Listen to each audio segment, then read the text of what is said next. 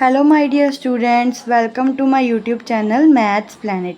सो आज हम लोग डिस्कस करेंगे कि 10th का बोर्ड एग्ज़ाम आप लोगों ने किस तरह अटैम्प्ट करना है पेपर में। कुछ मिस्टेक्स, कुछ पैटर्न टिप्स आपको मैं बताऊंगी, आप लोग उस तरह से फॉलो करके बोर्ड एग्ज़ाम अटैम्प्ट कर सकते हो। तो स्टार्ट करते हैं हम लोग।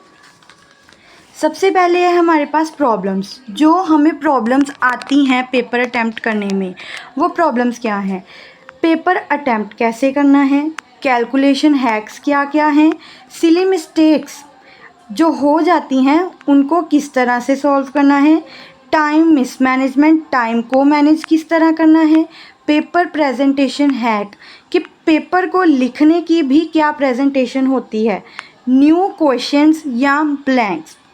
तो इन प्रॉब्लम्स को हम लोग आज सॉल्व करेंगे। ठीक है, एक एक करके आप लोगों को मैं इसका सल्यूशन बताऊंगी। सबसे पहले हम बताते हैं टाइम रीडिंग। ठीक है, टाइम रीडिंग आप लोगों को जब आपको एक क्वेश्चन पेपर मिलता है, ठीक है, क्वेश्चन पेपर आपके पास आने के बाद आपने सिर्फ 10 to 15 मिनट्स देने हैं उसको रीडिंग करने के लिए। देन उसके बाद आप लोगों ने 3 स्ट्रैटेजीज इसके ऊपर लगानी है। सबसे पहले है डॉट स्ट्रैटेजी। जो क्वेश्चन आपको याद है कि आपने इस क्वेश्चन में इस तरह से इसका सल्यूशन करना है, उसके ऊपर आप डॉट लगा सकते हैं या कोई एक ऐसा साइन लगा सकते हैं कि जब आप उस क्वेश्चन पर पहुंचे तो आपको पता लग जाए कि आपने इस क्वेश्चन को किस तरह से सॉल्व करना है। ठीक है, ये तो हो गई डॉट स्ट्रैटेजी।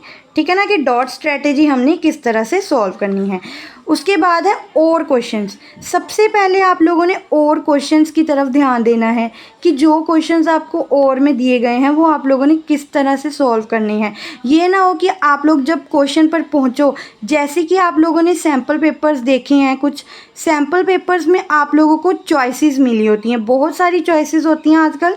तो उन चॉइसेस में से सबसे पहले आपने और क्वेश्चंस को सिलेक्ट करके रख लेना है कि बाद में जब आप और क्वेश्चंस पर पहुंचो तो आपको ये ना सोचना पड़े कि आपने कौन सा क्वेश्चन जो है वो अटेम्प्ट करना है। ठीक है, ये और क्वेश्चंस थे।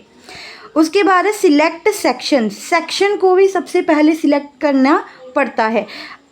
अगर आप लोगों ने सैम्पल पेपर जो सॉल्व किए हैं तो आप लोगों को पता होगा कि किस तरह से या कौन सा सेक्शन आप लोगों ने पहले अटेम्प्ट करना है। कई बच्चे जो हैं वो ए सेक्शन से स्टार्टिंग करते हैं, कई बच्चे जो हैं वो लास्ट से स्टार्ट करते हैं। तो जिस तरह से आप लोगों को ईजी लगता है वही पैटर्न आप लोगों ने फॉलो करना है जो आप सैम्पल पेपर सॉल्व करते आए हैं।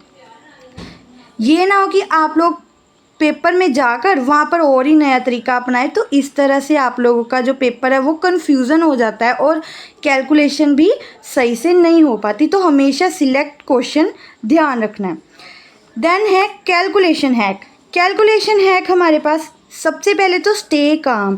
कैलकुलेशन करने के लिए सबसे पहला तरीका है आप लोगों को शांत रखना, अपने माइंड को बिल्कुल ही चुप रहना। अगर आप लोग सुबह आते हैं तो आपको किसी के साथ कोई डिस्कशन नहीं करनी, आपको सिंपल शांत रहना है, सिर्फ अपने पेपर की तरफ फोकस देना है और इस तरह से आप लोग अपने माइंड में शांति से कैलकुलेशन कर सकते हैं।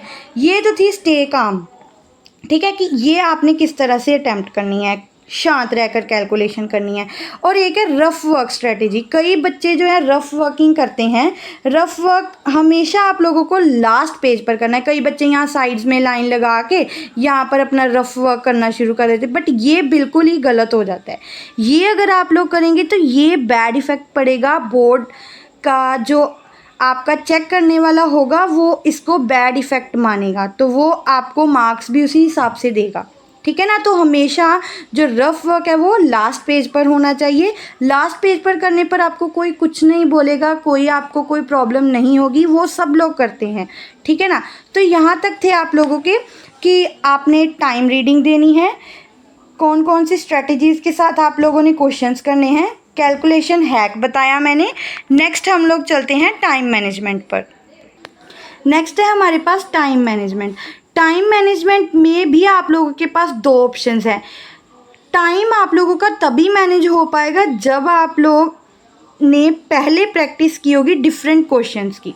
सैम्पल पेपर्स मार्केट में बहुत सारे मिल जाते हैं। Previous year question papers check करिए, वो भी मैंने आप लोगों के लिए अपने यूट्यूब चैनल पर डाला हुआ है, आप लोग चेक कर सकते हैं। इस तरह के कुछ डिफरेंट क्वेश्चंस को अगर आप लोग प्रैक्टिस करते रहेंगे तो आपको टाइम मैनेजमेंट की प्रॉब्लम जो है वो पेपर में नहीं आएगी, ठीक है ना। तो इस हिसाब से आप लोगों को पेपर अटैम्प्ट करने में कोई मुश्किल नहीं होगी। तो ये तो होगी एक ऑप्शन कि आप लोगों को डिफरेंट क्वेश्चंस जो है उनको प्रैक्टिस करना चाहिए स्टार्टिंग से। अगर आप लोगों के पास टाइम बहुत कम है तब भी आप लोग टाइम दें या ना दें, लेकिन आप लोगों को सैम्पल पेपर सॉल्व करने आने चाहिए, या आप लोग पीडीएफ देख सकते हैं। मैं और कुछ आप लोगों के लिए पीडीएफ जो है वो यूट्यूब चैनल पर डाल दूंगी, ठीक है ना। तो सेकंड ऑप्शन है हमारे पास, अगर आप लोगों के पास हार्ड पेपर आ गया तो ये क्वेश्चन है कि क्या करेंगे आप लोग। अगर हार्ड पेपर आया तो फिर इस पर तो कोई स्ट्रैटेजी नहीं है, बट इस पे क्या करना है, आप लोगों को पैनिक नहीं करना, बिल्कुल भी फंबल नहीं होना, क्योंकि अगर आप लोग थोड़ा सा भी घबरा जाते हो तो क्वेश्चन अटेम्प्ट करने में बहुत प्रॉब्लम आती है, ठीक है।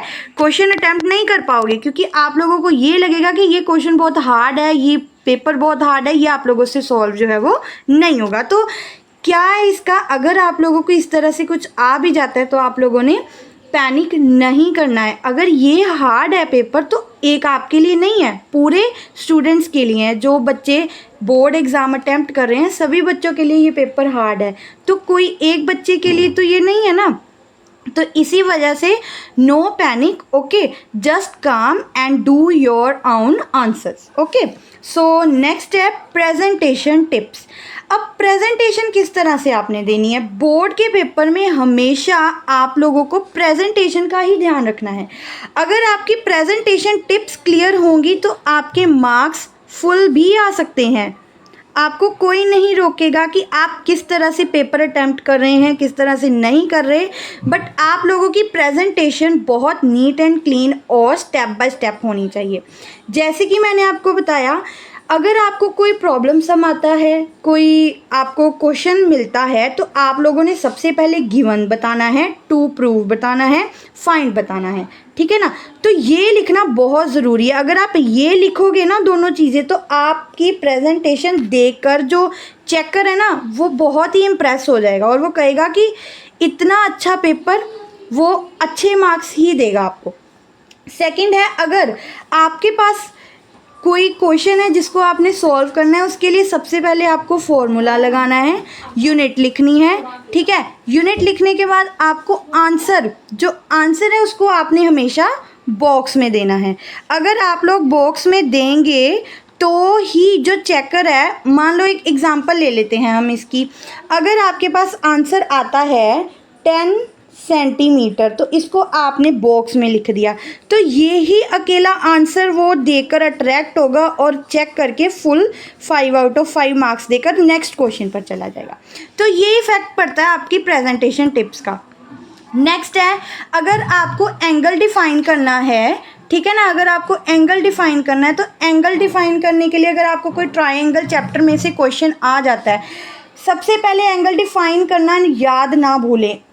अगर आपको क्वेश्चन है कि एंगल ए फाइन करें तो ये ध्यान से आपको करना है, ये अगर आप भूल गए तो कुछ भी क्वेश्चन आपका अट्रैक्टिव नहीं लगेगा।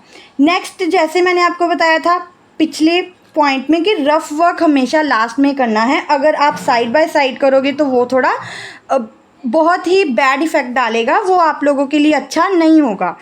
नेक्स्ट है कि cut with pencil simple line only silly mistakes, ठीक है ना। अगर आपकी कोई क्वेश्चन में छोटी सी मिस्टेक हो जाती है, ठीक है, कोई अगर प्रॉब्लम हो जाती है तो उसको आपने पेंसिल से सिर्फ छोटी सी लाइन लगानी है और आगे मूव ऑन कर जाना है।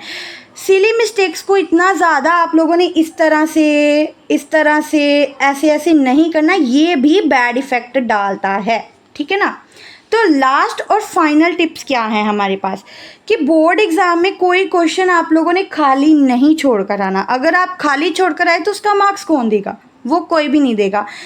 तो हमेशा आप लोगों ने अटेम्प्ट करने हैं सभी क्वेश्चंस, चाहे फॉर्मूला लिखो चाहे थोड़ा सा स्टेप लिख दो, क्योंकि बोर्ड में पेपर चेक करना बहुत इजी है, स्टेप मार्किंग होती है, तो आप स्टेप्स भी लिख सकते हैं जिससे आपको थोड़े मार्क्स मिल सके। बट खाली अगर छोड़ दिया तो फिर उसके मार्क्स कुछ नहीं मिलेंगे। एंड लास्ट है, start with easy questions first. जैसे कि पहले भी मैंने बताया कि आप लोगों को अपना सेक्शन करना पड़ेगा। जो सेक्शन आपको इजी लगता है सबसे पहले वो कीजिए, ये नहीं कि जो डिफ़िकल्ट है उसके ऊपर आपने ध्यान दिया और इजी तक जाते जाते वो भी भूल गए। तो सबसे पहले जो है आप लोगों को इस चीज़ का ध्यान रखना है कि जो इजी क्वेश्चंस है या इजी सेक्शन है उससे स्टार्टिंग की जाए। तो स्टूडेंट्स ये था थोड़ा पैटर्न आप लोगों को बताने का कि किस तरह से बोर्ड एग्ज़ाम को अटैम्प्ट करना है। तो आप लोग इस तरह से फॉलो कर सकते हैं टिप्स को। And thanks for my videos, thanks for watching students.